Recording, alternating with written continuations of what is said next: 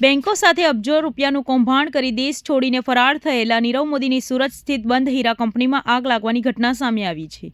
5 થી 6 વર્ષથી બંધ હાલતમાં રહેલી ફેક્ટરીમાં અચાનક આગ લાગતા સમગ્ર મામલે રહસ્ય ઘેરાયું છે।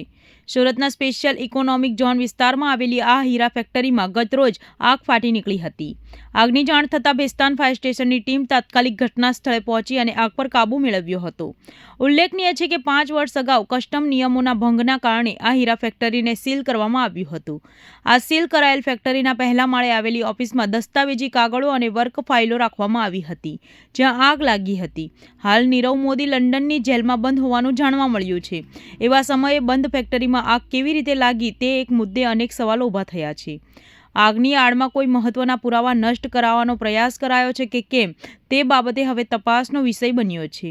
ગતરોજ બનેલી આ ઘટનાએ સુરત સહિત સમગ્ર રાજ્યમાં ચકચાર જગાવી છે।